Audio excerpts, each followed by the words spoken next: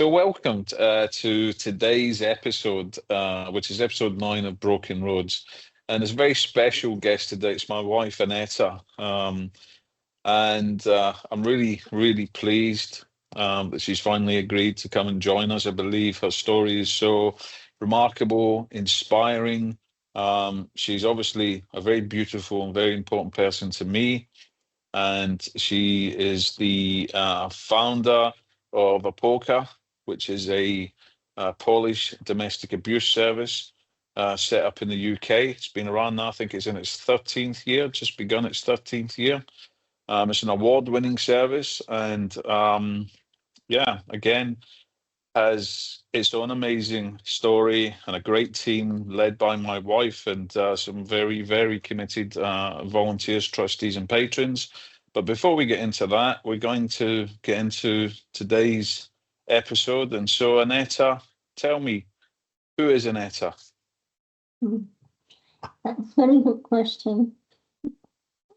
Aneta is a mother, a wife, and grandmother, and I would say a rebel in a good sense, a person who always fights for justice of others, supporting vulnerable people, and trying to advocate for those who struggle to find a voice. Okay, so obviously the audience or those listening who don't know you don't know that you were born and you grew up in Poland. You're now a joint citizen of Poland and the UK. You're a British citizen and a Polish citizen. And whilst you grew up during the very, very kind of formative years of your life, it was still under communist control. Can you tell me what that was like? Yeah, that was really, really strange time for a young child like myself to trying to integrate in the life of full of different events that was taking place then.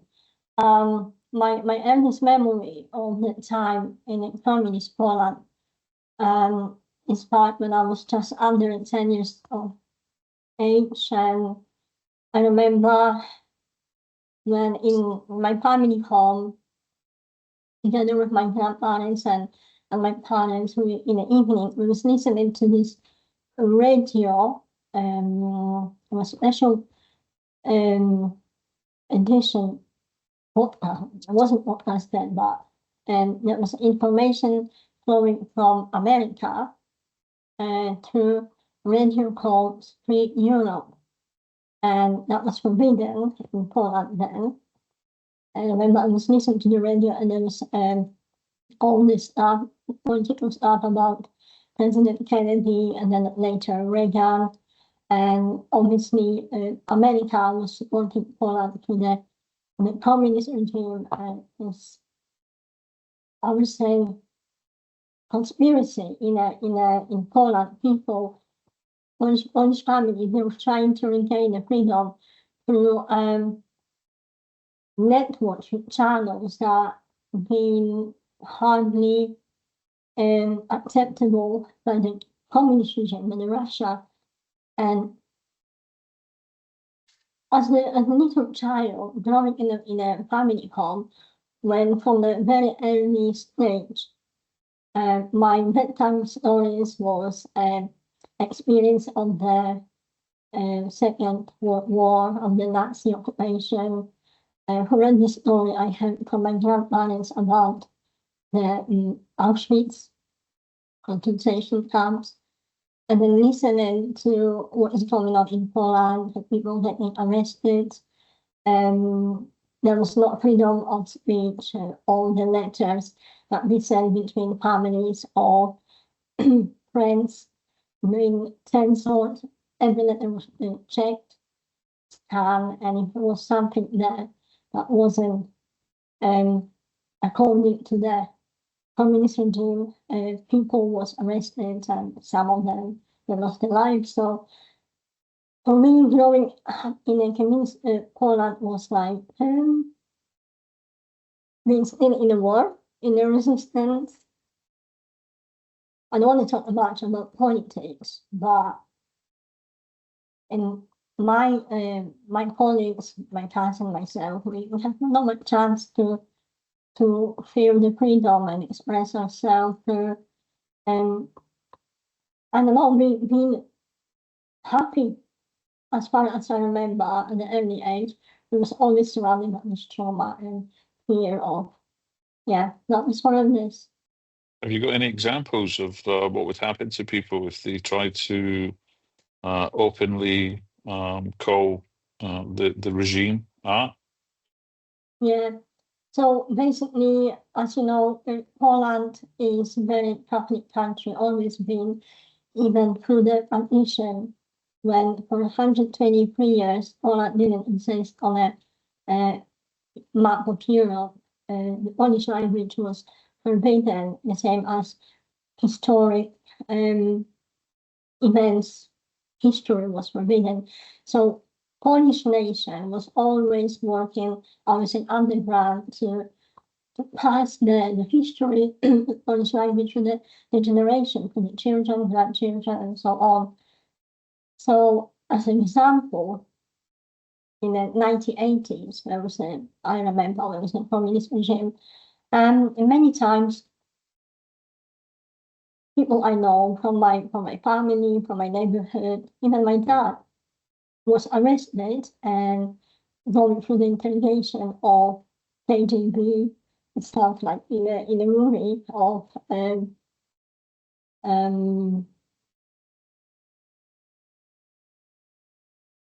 I forgot the name. Understand again? What's the special agent? James Bond. Mhm. Yeah, so it sounds like this is all from a James Bond movie, but that was the reality then.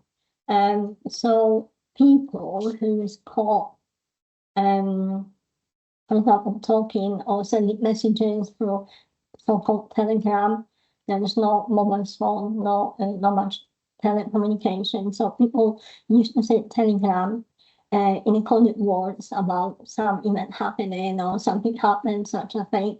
So when the KGB special agent pick up on this message, they will go back to the person who sent the telegram by the person who was receiving, and there was interrogation happened. So there was interviewing, there was them torturing them. Some people, like I said, some people lost their life. That was really dangerous time to leave. And I will talk later about how through the times our resistance developed. And myself, I was a child, 10, 11 years old. I was already bringing the strength within family to rebel against what was forced on us since the Second War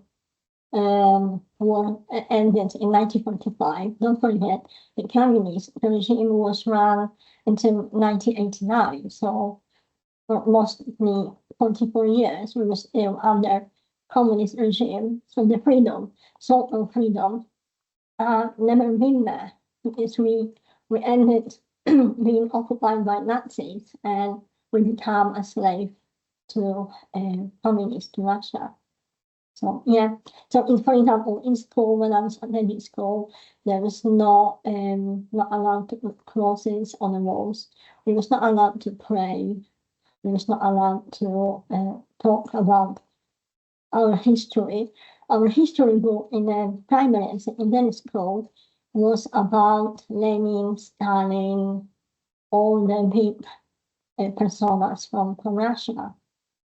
And there was big heroes for the Polish country, because as far as they was concerned, to save Poland. So by providing support to Poland and this continuous regime, the Russian government was kind of support that they thought will survive without this support.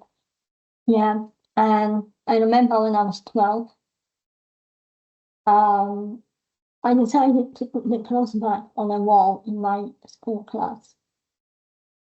And soon after, the principal of my primary school, she called it wasn't the police, it was called ZOMO, ZOMO. That was like special forces, different from the police, but that was what it was KGB and the communist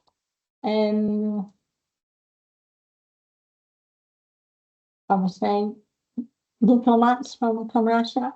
So as soon as this happened, the principal, she called the ZOMO arrived, the whole issue around the cross on the wall, and they basically called my dad and asked, can you take the cross down from the wall?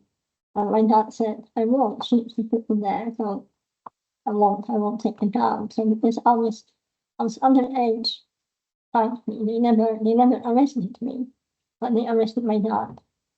So we put the cross on the wall. Mm-hmm. That's how that it was.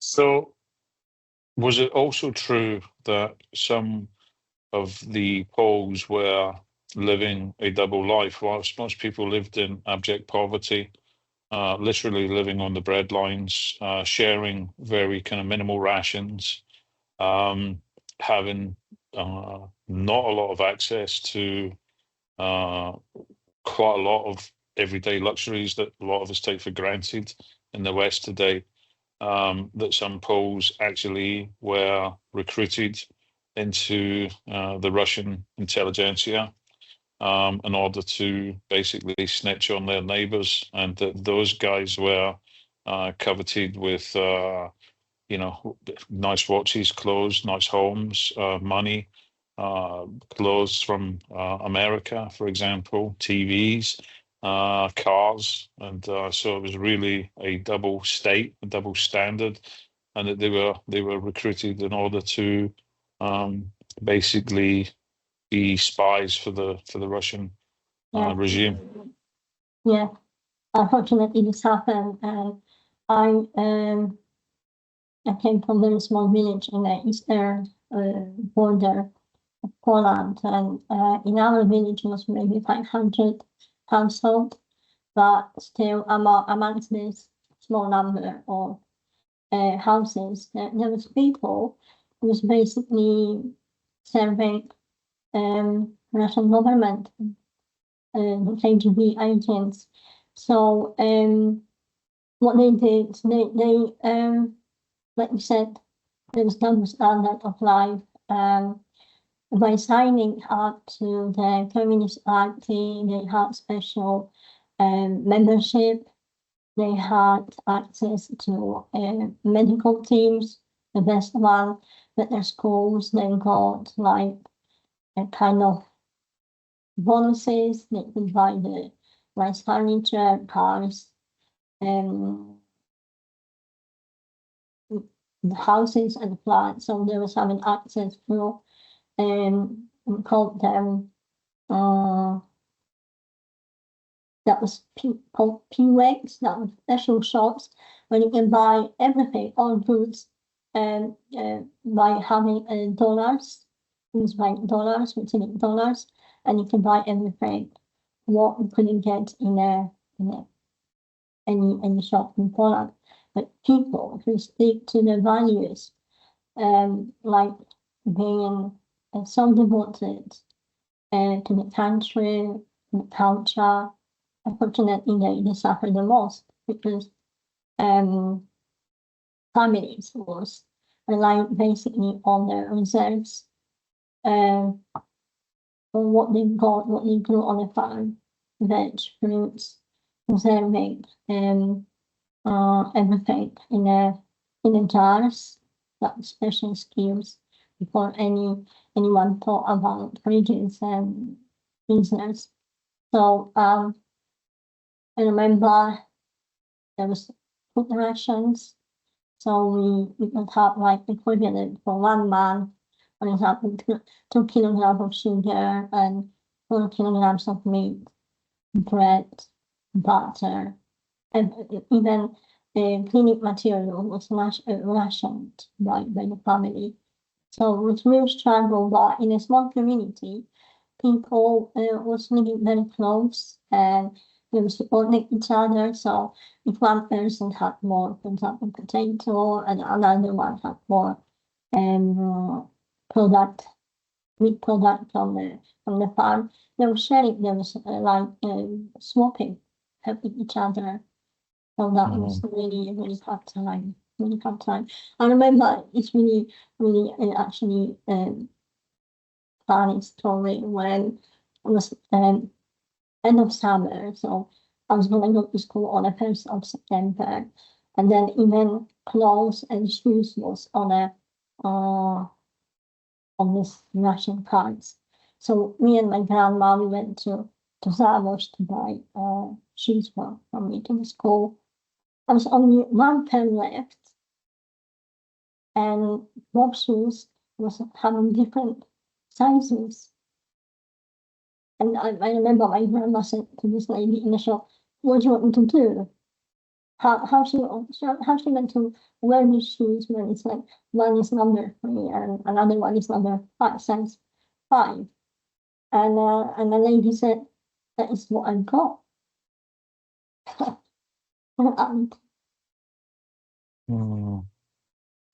And obviously you grew up on your mum and dad's farm. It was quite common in the part of the Poland where you lived for generations to live together in extended freeholds, at least. Well, there weren't so much freeholds, but these lands were kind of farmed and used to grow crops and produce. And did the communist regime require you to hand over a lot of what you produced, or did you get to keep and trade all of that? So everything was on contract. So during the time preparation for the start of the spring, all farmers from my region, they were going to the local not council, was like community where all this all contract was given to all the farmers, and that was kind of like lottery again.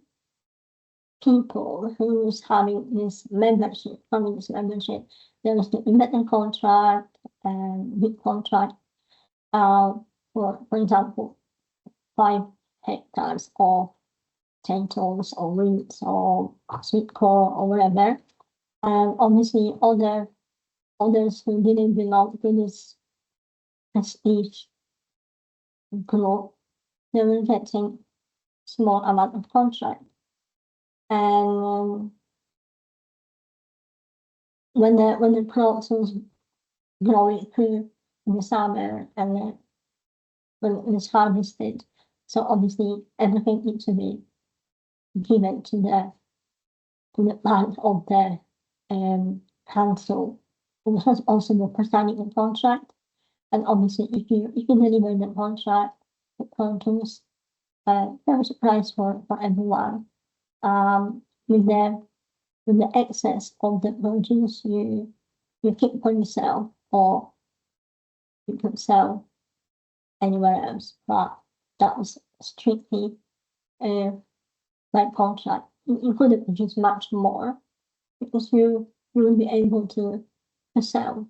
If you sell to other people, you might pay penalty. Because there will be question how you manage to produce so much, how it's possible where you get this. That's a stupid question.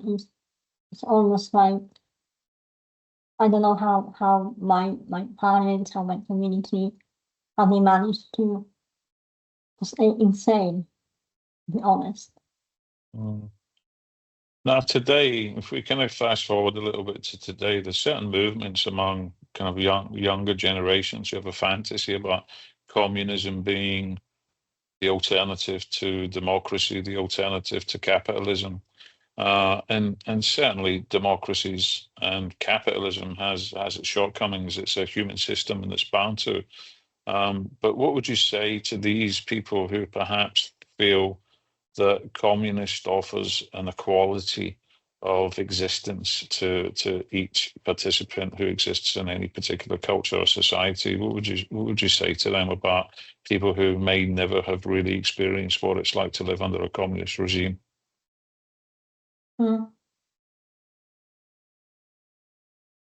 I guess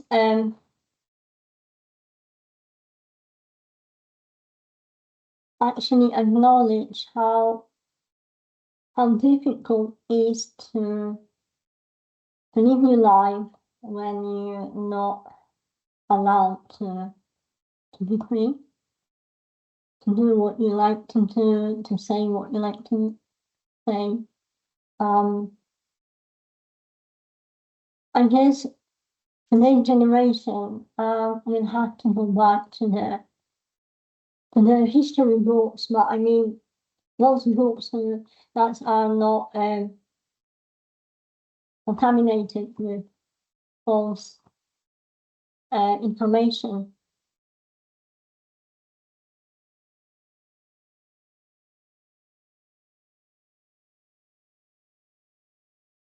They will have to experience this one on their own, in their own lives. But what I will give to them as the legacy of this, to stick to our values, to the values that perhaps been passed through their own families, from their homes. You never know how it's like to lose the freedom and feel comfortable about talking about what you really want to say and experience. I mean, growing as a child of the generation that survived Second World War, it's like I guess I've got different approach to what our children have right now, because thanks God they didn't have to experience that. But it's like the memory, the trauma of, not my trauma, but I inherited trauma of my grandparents and my parents. And it's like going through my life with me, and this is why I'm maybe more sensitive, more like vigilant to everything, and I see danger everywhere. I don't know, I have no idea. I don't know if I manage to answer your question.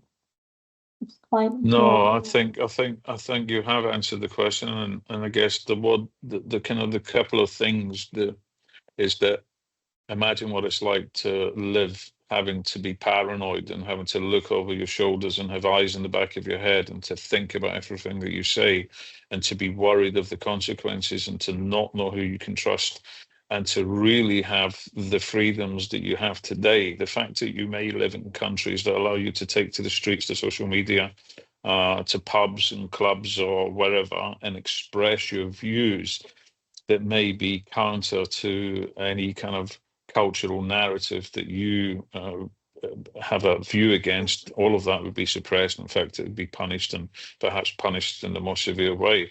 And until you have these freedoms removed, until that actually happens, you don't understand how free you actually are. So most people today, I guess the message you're saying is really, if you think you have it bad, think again, because things could get way worse, perhaps much worse than you could even dare to imagine. I think that's what your point was. Yeah. Thank you. No problem.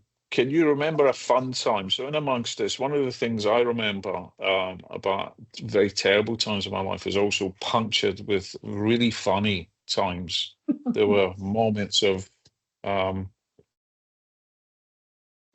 that I suppose I would say shouldn't exist, but did. So, have you got any kind of warm memories or anything that you kind of think of, despite everything that was going on, that you remember as being funny or warm or tender? Oh yeah, I don't know how everybody gonna take this, but I think it's worth sharing. So I mentioned already, I was always rebel. So I was 4 years old when my brother was born, and obviously is it was my disappointment because I wasn't the number one anymore. And later on, I remember when my parents was working in the field. That was like summer holiday, and my granddad was looking after me and my brother. So I was 6. My brother was 2 years old. But I must be really bored. So what I did, I found white paint. It was like a more emulsion, time loss emulsion. And I painted my 2 years old brother from the top to bottom in this white emulsion thing. And today I'm thinking, where's my granddad? Like, obviously he must have asleep because he was like 70 odd years old. So when I painted my brother, he started crying. Obviously, it must be feeling very itchy or uncomfortable. I'm crying, then I panicked. So I started to fight for some solution, what to do, how to take all the paint. So what there didn't work, any cloth, I was trying to rub it, didn't work. And then I remember my mum, when she was decorating some part of the house, to wash all the brushes or hands, she used this kind of solution and smell like benzo. And yeah, so I started to put this solution on my brother that was even making worse. So yeah, and it didn't end up very well for me. Thanks God, he No. was okay. He's okay. But that was Yeah. I think that was the highlights of my childhood. Right. No, I remember this story, and it is funny, and we've all laughed about it, including your brother. And I can attest to the fact that he did survive. He's gotten over that, and he doesn't have an aversion to paint. Actually, he's a builder, and so he did. Yeah. And he said he don't remember that, so thanks God. But Yeah. Okay. Well, funny, but also scary, right? Um, so I remember in my home, growing up as a young person, and every now and again, Paul in Solidarność, uh, Let Luenska. I can't. I love Excuse Valencia. me if Valencia. So, yeah. Apologies to anybody who's Polish. My pronunciation's very bad. I'm bad at saying anything Polish. Add a Scottish Glaswegian accent into that, and yeah, it's a bit of a disaster. So I'm sorry for making a dog's dinner of that. But I remember the bread lines. I remember Maggie Thatcher. I remember Ronald Reagan. So do you remember Solidarność? Do you remember the fall of the Berlin Wall? Yes, fortunately, and I'm glad that I do remember because I can pass this to my children and grandchildren. So I remember Margaret Thatcher. She was a very big persona in Poland. Poland adored Margaret Thatcher, so Ronald Reagan, and then was big supporters of democracy in Poland, like Wałęsa. When the movement started in shipyard in Gdańsk in 1980, my uncle who lived then in Gdańsk, he used to work in a shipyard. not in the same department, were Lech Wałęsa, but all of them was working class people and families who tried to stand up to the regime.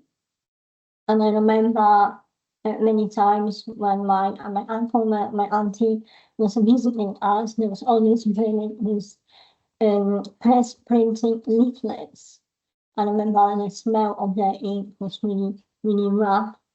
And then there was basically bringing the leaflet sometimes to the eastern border of Poland about Solidarność, about the movement, about the group of independent workers who basically set up numbers of how do you call it, requests to the Polish government to basically take into consideration, because they wanted to change something for better for the families, for the children and the grandchildren. And you might know from the history book or some documentary programs what happened in Poland between 1972 and 1980, when workers in a shipyard was shot to death and was prosecuted. There was a movement as well in a Catholic church, and our cardinal, Colin Mackell, later become Pope John Paul II. He was, I would say, he was our strength. In saying our, he was for the people who was fighting for the freedom, who wanted to regain the freedom, and he was massive supporter. Not in a way when he was asking people to fight against each other, but he used to have beautiful words, and he tried to connect people to have a dialogue, to talk about how this can be resolved. He never been in a side of violence or any kind of disturbances, but obviously in Poland, in a country divided into two, I would say, two groups, KGB, ZOMO, and Polish government under Russia regime. There was basically it was fulfilling the Russia orders. So when any uprising, any meetings held in factories, in a shipyard was in place, the government was asked to send soldiers, ZOMO, tanks on the streets, basically scare people at first, but the resistance, Polish workers, was that strong. They wasn't afraid of tanks. They wasn't afraid of the soldiers and machine guns, and yeah, many of them lost life in that so-called free Poland. Mm. And I think the most powerful thing about John Paul II and the whole Solidarność movement was that he was a supporter, and his weapon was truth. He just spoke the truth. He just spoke to people's lack of freedom. He spoke to the right for the inviolable dignity of each person. And he himself was kind of marched before the regime many times and threatened and coerced, and they tried to basically, close him down and close down anything that he said. And the same with the movement. So Solidarność, this upswell, this movement and this resistance that was the price that was paid with so many people's blood, was something that was unstoppable. Once it seemed to start, there seemed to be no stopping it. and I don't know. I certainly don't know today if people understand the price that people have paid for freedom. And so, can you tell me from your memory of those times and maybe what you've learned since, what was life immediately like after this? Because certainly in the West, I think we might have had a very kind of naive view of things, thinking that there was an immediate restoration to prosperity and immediate restoration to kind of a sense of normal kind of Polish culture. Can you tell me what it was really like from your perspective? Mhm.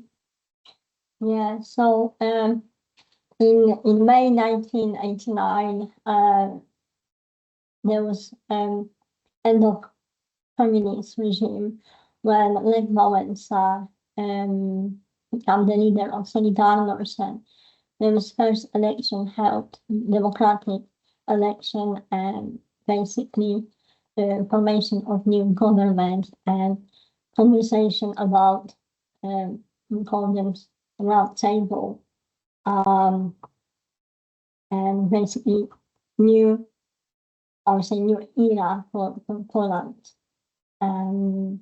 It wasn't that easy. People might think end of regime of communist regime might be the golden age for Poland from 1989, but it wasn't. It was really difficult time. A lot of changes on a political level, and democracy, that was open trades between countries. Lots of people, especially young people, was able to basically travel abroad. A lot of them immigrated to America, UK, looking for new opportunities, because at the moment when communist regime stopped existing in Poland, the need was to bring new influence, new I would say new models into Poland existence. People was suppressed for so long, for such a long time. Don't forget, in the Second World War, we was under Nazi occupation for almost 6 years, and then another 44 years under communist regime. So the suppression was in blood for so many generations. Polish families was suppressed, and there was like I guess there was feeling like they get off the roller coaster and they didn't know where they were, where to go. So yeah, all this influence coming from the West, from America, from London, playing a big part in the Polish culture, I would say, modern life restoration. And yeah, first time in, like I said, 50 years, we was able to talk about culture, about language, about history. There was the time when lots of Polish artists involved. There was lots of poets, songwriters, rock groups. There was basically there was using their skills, their talent to express the free Poland, in Poland. Yeah, I mean, I didn't really appreciate how deep and rich the history of Poland is, and I think it's certainly I suppose a defect on the British people, or at least the British educational system, to not teach more about Eastern Europe, and especially the Slavic states and Poland, because it was so richly intertwined. And again, Poland has been in the crossfires of many conflicts throughout the years, through centuries of conflict, and yet emerged free. Something about Poland, where we are on our own kind of religious and spiritual pilgrimage here in Krakow. We're having this podcast today, and Krakow's a very different place from the Krakow that I came to almost a few decades ago, and I can see how Poland has really changed, and it has a real Parisian feel. Krakow is a real beautiful place, but it's also, as you know, we've travelled to Auschwitz, Birkenau, a lot of other camps. We've travelled around, to some of the bigger cities, and there's a deep sadness and a deep sense of the indelible effect that has been played throughout many decades, many centuries on the Polish people, and a culture that is, so full of so many great people. And certainly, certain countries have done everything they can to try to destroy the very best of the intelligentsia and of those who are incredible artists. It's an incredible history, an incredible country. So you remember the Berlin Wall coming down. You remember that actually it was an aftershock. People were in shock. They didn't really know what to do. The country was on its knees in many ways, but it had begun to win its freedom, and it would take some time. So how long was it before, it began to regain a solid sense of itself and assert its kind of desire to be within the EU? How long was it before the fall of the Berlin Wall until Poland joined the EU? Exactly 15 years. Mm-hmm. 15 years, yeah. It seems like I don't want to say that I got like black hole in my memory about this time between 1989 and 2004. Those 15 years wasn't the best years for me. So my focus was on something else, on different survival.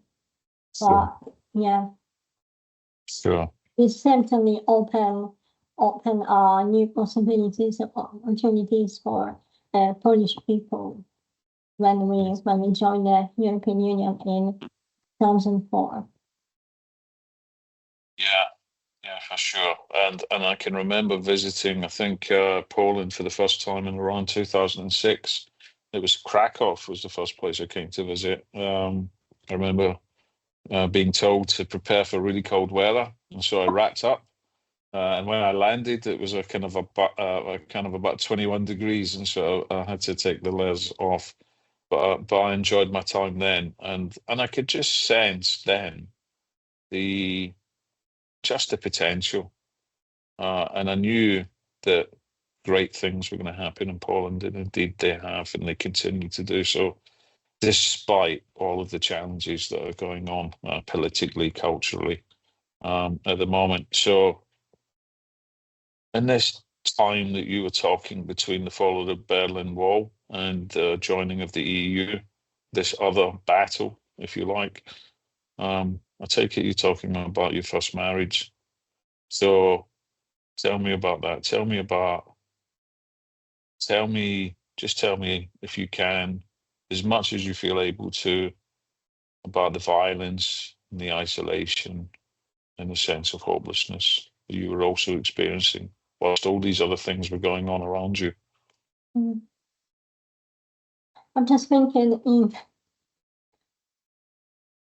if we continue to this question, because I want to talk about this, but I want to maybe first talk about my spiritual life as a young teenager, young woman before even I entered into the marriage. So let's talk about JP2 then. So John Paul II, obviously Saint John Paul, was a substantial influence on you. and on many people in Poland. And you are highly active in religious pilgrimages, excuse me. So tell me more about this. Tell me more about your spiritual Mm. life and the influence that had in your life. Yeah. So I love to talk about this because it's given me such a warm feeling, and to be part of these times when Colin become the Pope, and John II. His his incredible journey and his incredible influence on young people, on the young generation during the martial law in Poland, and through his episcopate when he served as the Pope was amazing. And like I said, he influenced young people. He brought together young people, young generation. He knew how to talk to us to get out the best of us, our energy, our enthusiasm, and we can carry on his legacy. I was only 16 when he visited part of Poland when I was studying in Krakow. And I remember we was walking from about 60 kilometers on our feet during the night just to reach the place of meeting John Paul II in a massive field. I don't know, maybe 100 hectares. So 4 o'clock, in the morning we arrived, we set up, all tired, basically soaking wet, it was raining. But we was happy with our rucksack and some raincoat, some dry sandwiches. There was not McDonald's or stuff like that on the way. So whatever you brought with yourself, a bottle of water, that what you would have for breakfast. And then remember people started gathering. It was many thousands. I can't remember how many thousands of people was there, and mainly young people. And then likely I was in the first row of the sector when we was having our group from the school, from the college, and John Paul II arrived, and he was passing through the palace in his mobile car, and he was always spreading his arms to welcome young people, and as he was driving, he was touching all of the hands, and that will stay with me forever. So I was blessed enough to experience that. And then after that, I was really considering to devote my life to something else. I was in college to study art and design for a crystal glass. And I was this kind of a student that I would always lost myself in book, in reading, in writing. I love writing, and with all my colleagues, there was experienced teenage life. There was having dates with boyfriends and going to this stuff.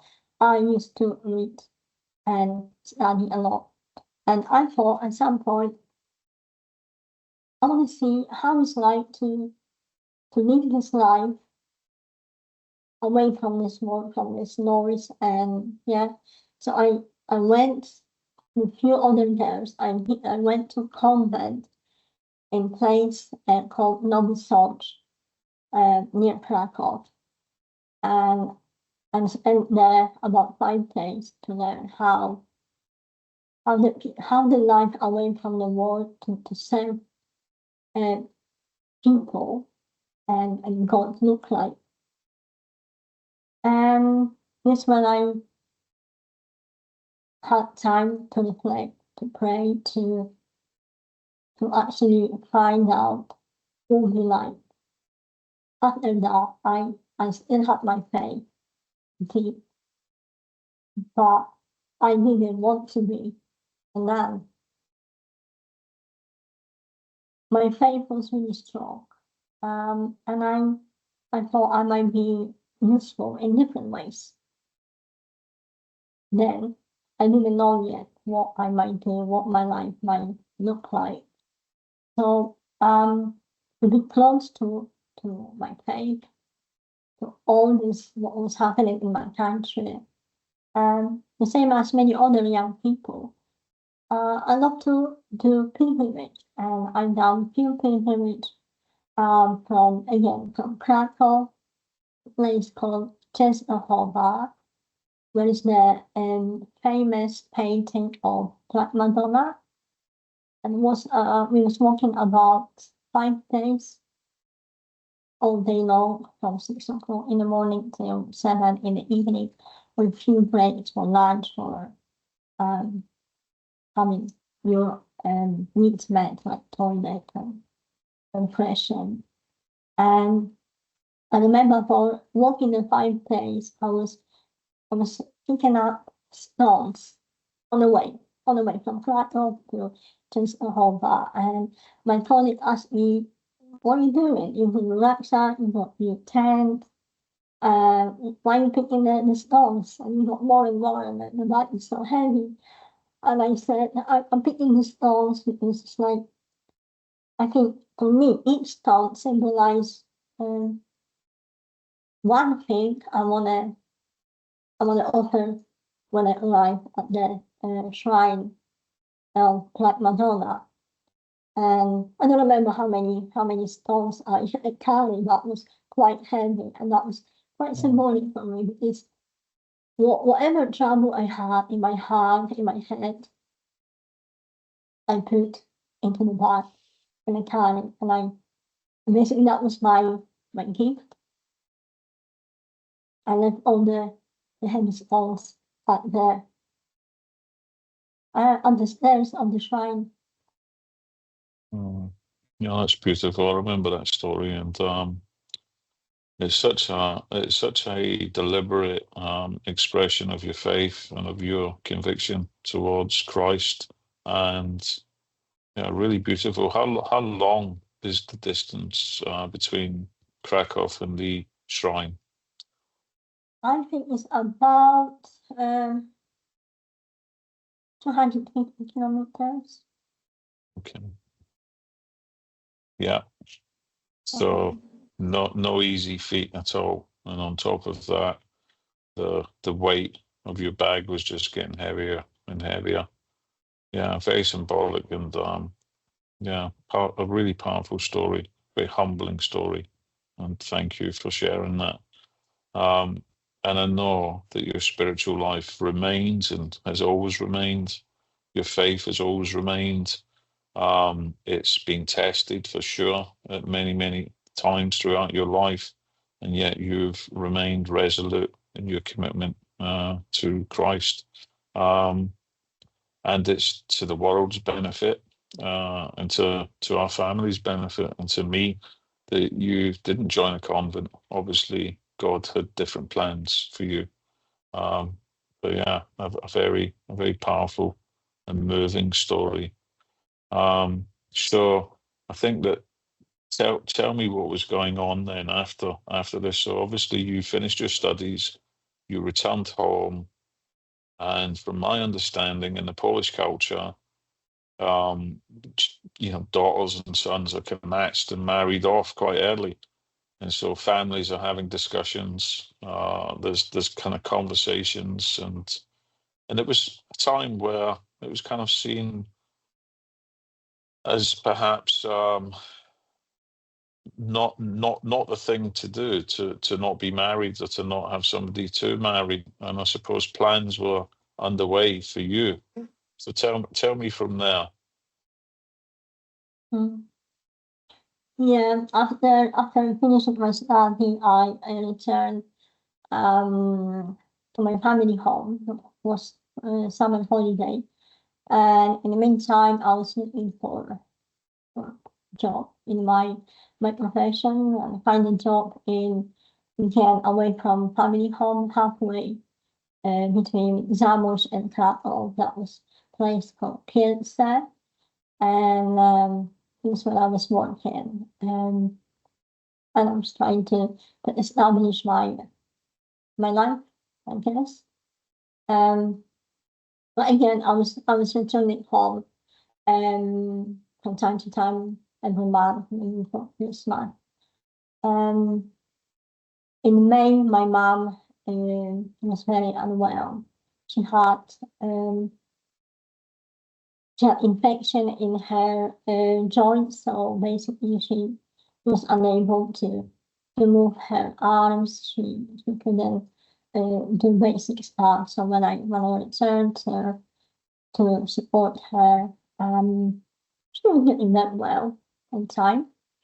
And then when I doing shopping in my local shop, I met a boy who I really fell in love. I think that was my first love. And we was dating for about 12 months. But my parents, mainly my dad, he didn't like this person. And my dad did everything what he could to not make nothing else happen. I want to talk about the details, but basically everything ended after 12 months. And then I've been told by my dad that I'm not over 90 years old. I should think about marriage. It was my colleagues, they was already married, they had husband and children. I'm only one who has no husband or boyfriend, so he didn't accept my first boyfriend. Next minute, I'm getting married to a person I didn't choose. So it's very short period of time. So break up of my first relationship, very serious. To my first marriage, it's only 3 months time. I was married in September 1990. Yeah, very quickly I became pregnant. And my marriage, which lasted 12 years, that was only one, I would say,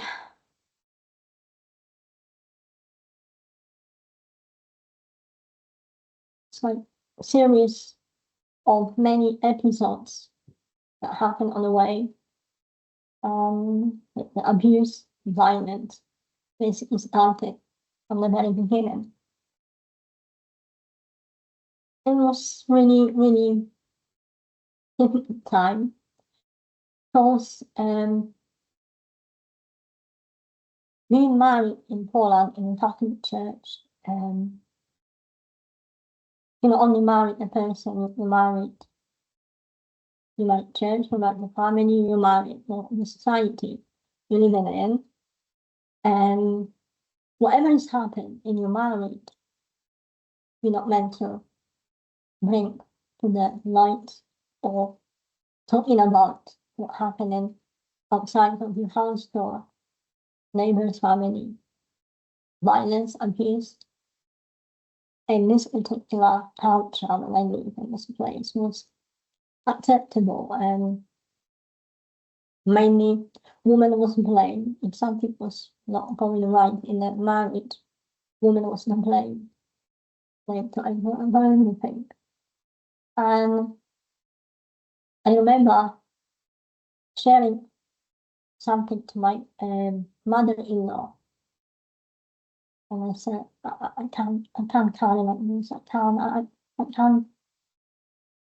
can't breathe. I can't be free. It's something it suffocates me. And she said to me, or my daughter, she said, daughter, you're gonna be okay. I manage and you will. And that was her support.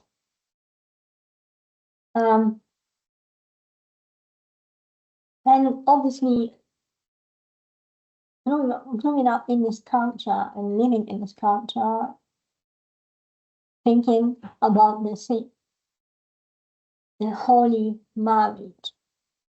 I took everything inside and I thought, I'm not gonna talk about this. Yeah, it's happened to any older woman. It happened to me. It's how it is. They're my cross. These are my cross. But the violence, it was severe, more severe each year. I had children very often, every 2 years. So in 2000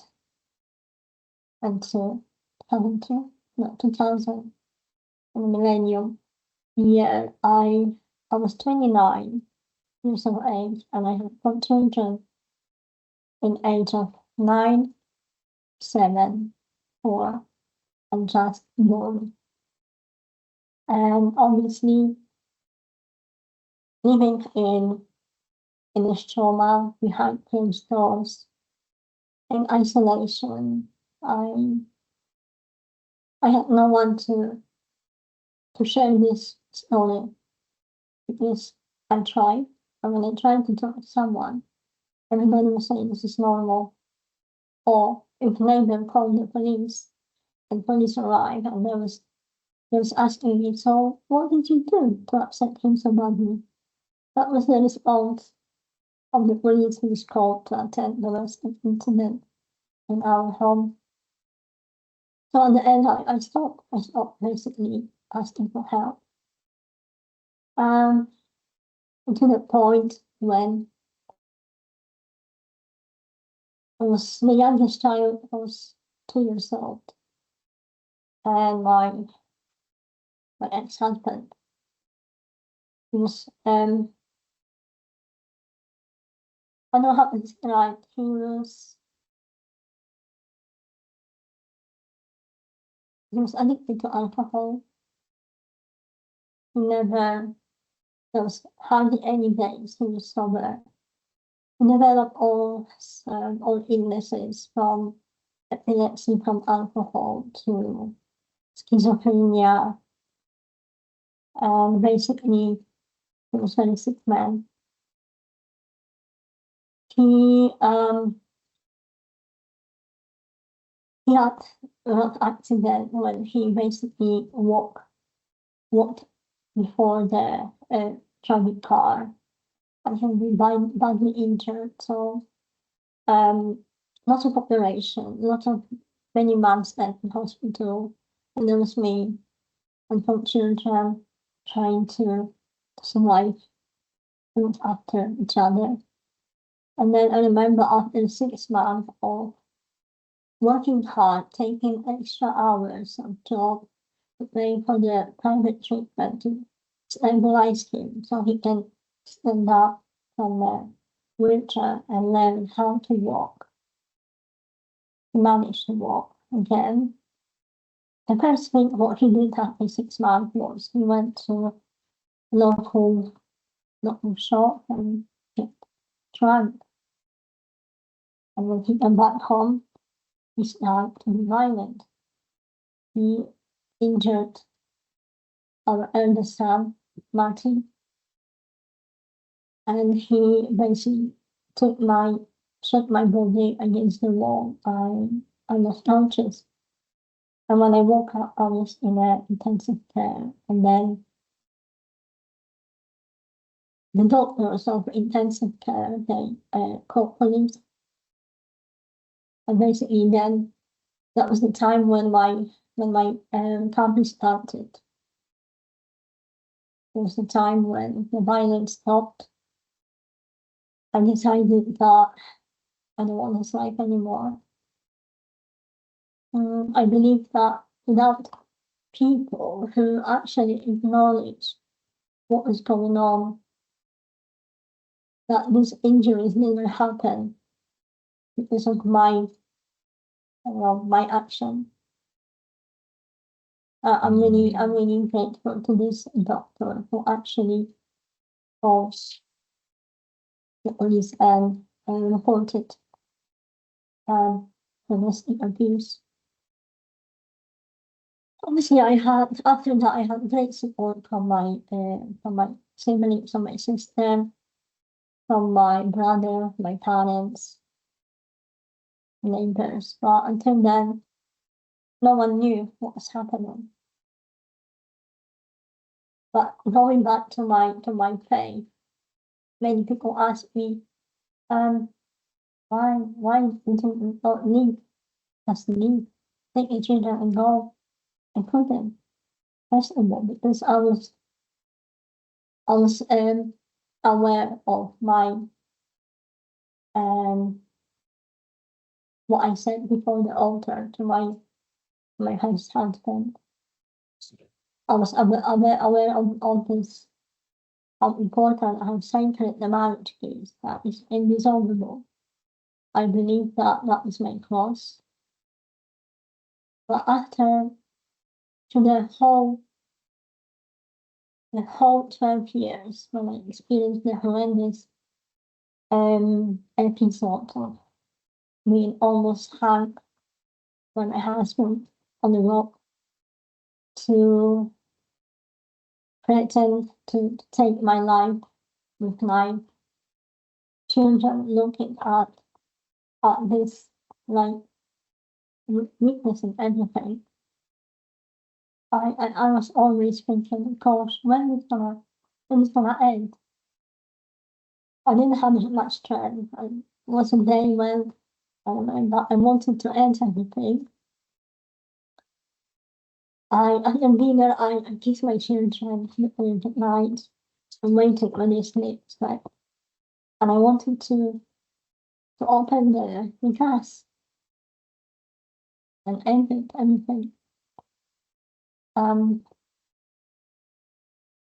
don't know what stopped me, but I suddenly remembered the prayer I used to pray in a convent.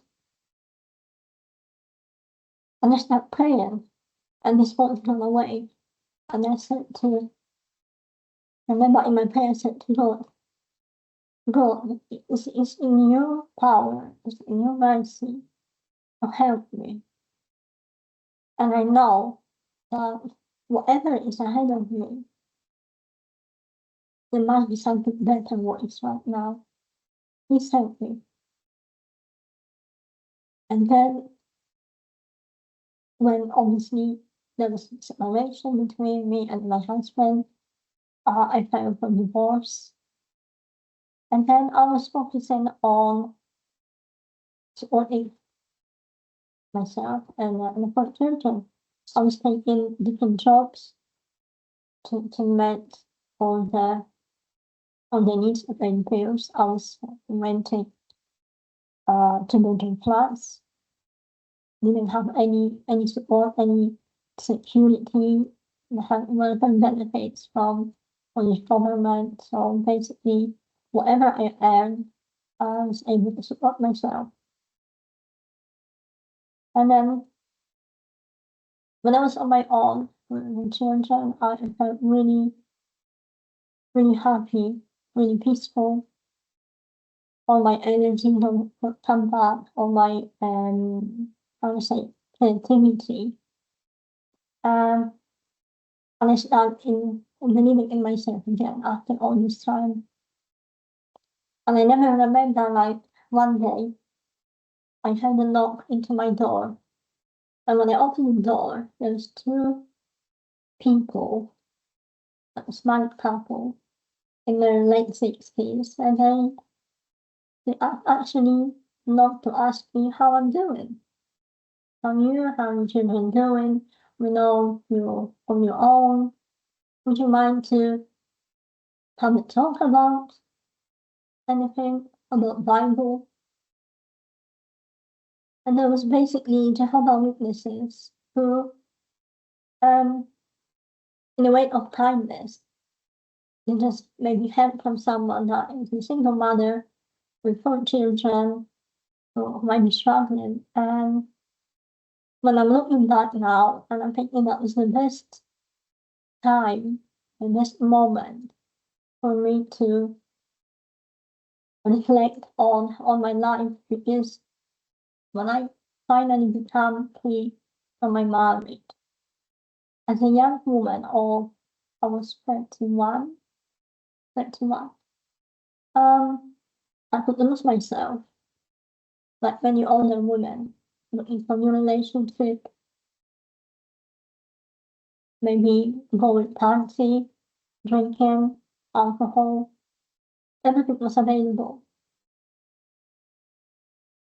But the time when people knocked into my door, it came with something that grounded me and helped me to focus what is important in my life, like myself, my children, and that was coming quite regularly, like every week. I remember Tuesday afternoon after school, the teacher used to come from school, we had dinner, and then these two people was coming, and it was basically reading a Bible. I was talking about all these wonderful messages that been shared by Jesus. And I think this gives me even more strength, because from that day, I was always looking to the future, knowing that someone is looking over me. Someone there doesn't want me to suffer. Someone there wants me to deepen my faith and basically do my best to support my children and myself, and not to get how to say, not to disappear in this crowd of people who no longer value what is important in the family, for themselves. It's a really kind of grounding experience, something amidst all of the kind of other really painful things that happened, and I appreciate. It's still so difficult for me to witness what you went through, and I know that you want to spare perhaps listeners, our children, family, people we know. But I think you touched on things lightly, and as horrendous as everything that you just said is, and it's painful, and it's just sad, and heartbreaking as it is. There was so much more that you had to endure, so much more that you were so alone with. The violence, the sexual violence, the isolation, the hopelessness, the aloneness. And I know you've shared your story with me, and as your husband, as your friend.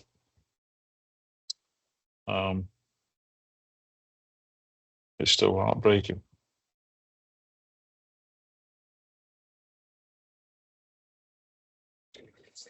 So I know you're not a Jehovah's Witness, but God bless those Jehovah's Witnesses that came to see you. And I understand that you picked up some very mixed messages from the Catholic Church. So the Catholic Church is obviously, it's been a force for good, continues to be a force for good throughout the world, and in Poland specifically. And you were as you spoke about, you'd been highly active in your earlier religious pilgrimages. But tell me, about some of the dysfunction, the double standards, and the mixed messages that you were subjected to from the Catholic Church. Mm. Yeah. So you can only imagine that you're not meant to be divorce in the Catholic marriage is for life. So the moment I managed to get the divorce, that was very long process, about 3 years. It was really dramatic times for my children, our children, because the family court needed to find out about the parental responsibility and to whom they gonna give the children. And obviously, having all the evidence what I experienced, I applied for divorce from the family court to actually find out on which part was the fault. And myself, so the children need to go through special assessment by children psychologists, educational practitioners to find out about the emotional relation between children and mother and children and father. So it was horrendous process, but finally after 2 years, it was granted in the favor of our children that the parental responsibility is given fully mother, and the place of the children should live is always with the mother. So that was a really, really positive outcome. But then soon after, I had a divorce in place. Obviously, children was going to Catholic school. The whole community knew that I'm divorced, and my children are from so-called broken family, because in our society is better for children that they have both parents, despite the parents not always well behaving, but it's full family. So once they knew that my children don't have a father, I've been told that I'm not allowed to basically receive communion. And I would expect different approach from the Catholic Church, from my parish. So once we learn that there's a family, not a family in Colin, that is children don't have a father, and maybe there will be a ways to support this family somehow. I never received the support from the parish, from the priests. Yeah, I can imagine they must see us as the family of the second generation, like, I don't know, worse. Because it's not full family. Yeah. And just I mean, me and you believe that children, the best place for children are in with a full family picture, but a well-ordered family, a family that doesn't have the type of abuse and dysfunction and violence and abandonment where the father is present and contributing and isn't violent and isn't abusive and isn't controlling and supports the whole family picture, takes his responsibilities with dignity and upholds those. And so again, here you are abandoned effectively by the Catholic Church. You don't have a husband, you're working several jobs. And I don't think, again, we really highlighted how far you walked, how long you had to work, how hard you worked, and for how little money. I mean, I think between all of your jobs, you were lucky to be taking home probably a third to 25% of what people in the UK on the basic minimum wage were taking home. And you were supporting 4 children. You were trying to support yourself, of which I know you always came last.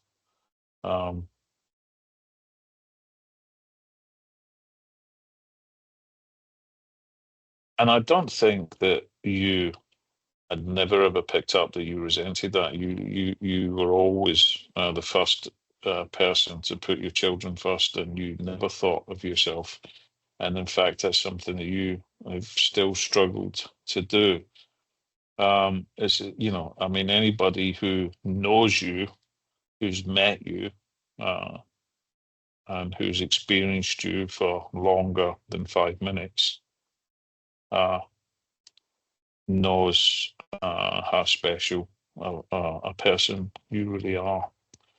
And I'm not just saying that as your husband, you know, I'm saying that obviously, you know, subjectively, but also objectively. It's an incredible story, which is not a story, it's your life. It's an incredible struggle. And for somebody who has had so many struggles and didn't turn to selling your body, you didn't turn to addiction, you didn't turn to alcoholism, you didn't turn to anything, and you clung to Christ, you clung to your children. And despite these, and for people who are not Catholics, you know, the Eucharist is Christ. It's transubstantiation. It's Christ in the Eucharist. We are receiving Christ, the body of Christ. And for any Catholic that's cut off from that, you may as well take everything. So, and to be fair, you know, you visited the sacraments regularly, you went to church regularly, you confessed, and so there was no reason for you, you know, because you were effectively renewed and in a state of grace. And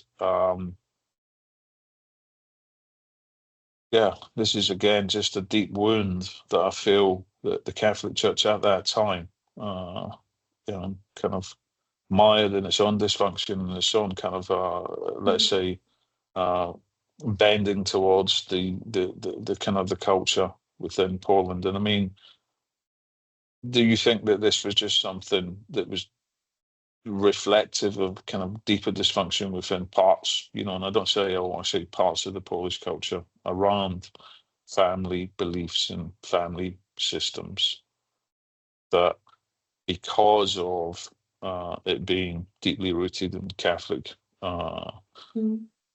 beliefs, marriage is inseparable, it's till death. And it is a cross that we bear. Marriage is a cross. And yeah, but not for people like you, and there are others who've felt the very thorny side of that cross, a weight far too heavy and far too unjust for one person. And so I'd like to think that our Catholic Church has changed. I'd like to think that this doesn't go on today, or at least isn't as present as it once was. And I pray for the continued conversion of the Catholic Church and it turning towards Christ and our original mission, which is to get all of us to heaven, and to support us spiritually whilst we're here, to provide the sacraments to which they had cut you off, and I feel very unjustly. And I know that you've got a lot to say. I know that there's a lot of kind of activism that goes on within Apolka, and we can kind of get to that. But I also want to say that there are very many examples, far outweighing the examples that you've given, of Polish men and women who are just such amazing characters. And I think it's also important to give a balanced view, but it's also important not to do so in a way that undermines the struggle of women and children, even today, even in the service that you provide in the UK, that are caught up in this dysfunction, caught up in this isolation and abuse. And you have obviously set up this very unique service, which we can get into a little bit later.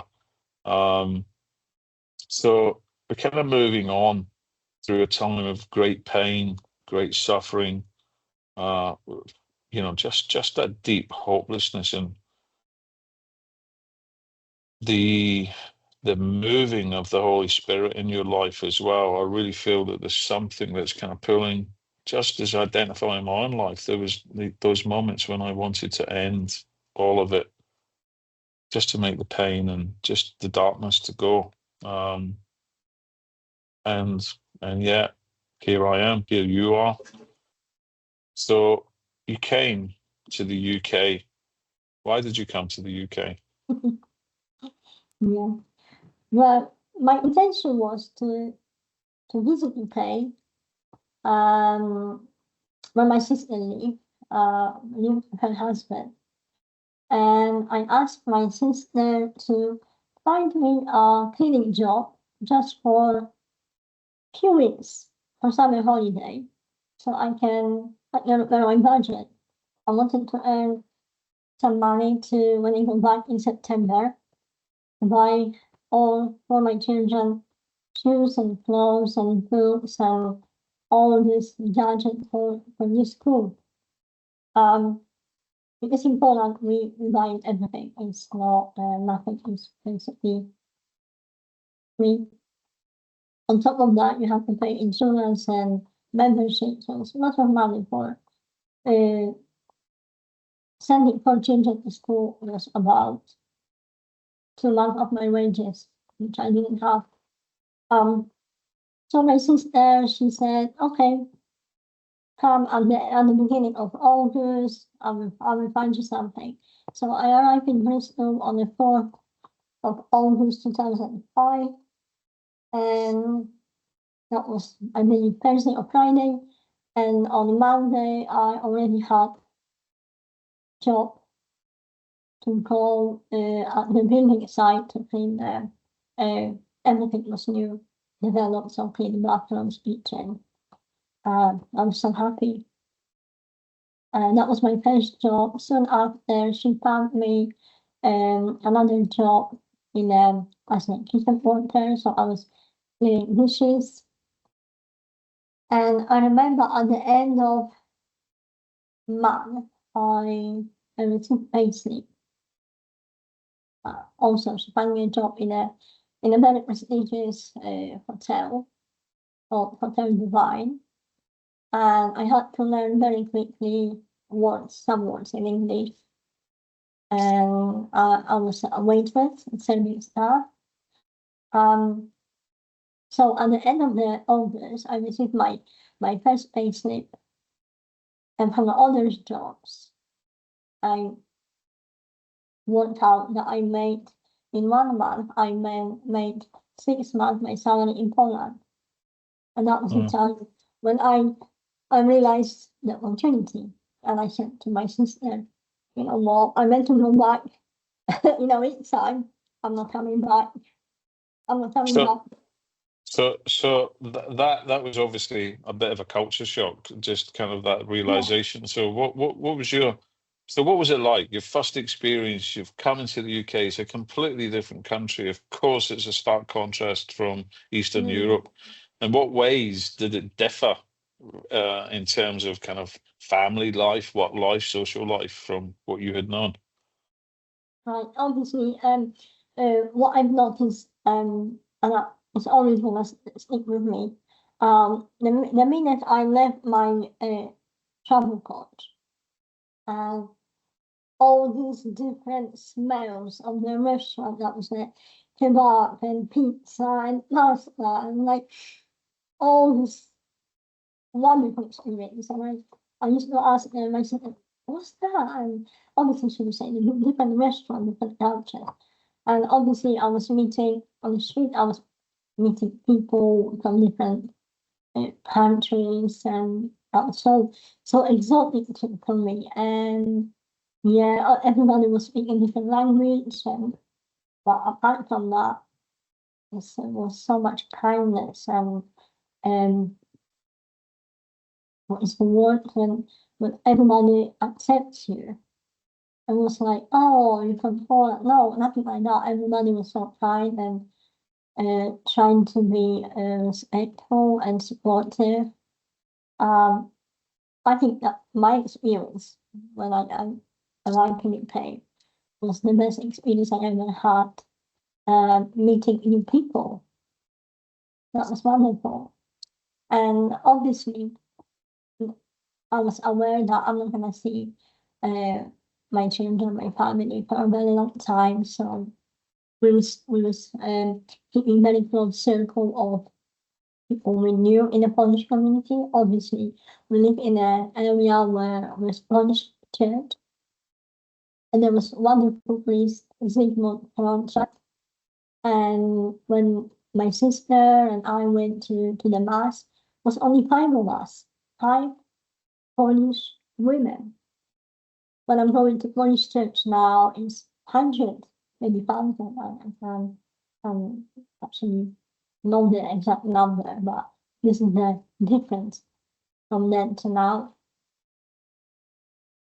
Yeah.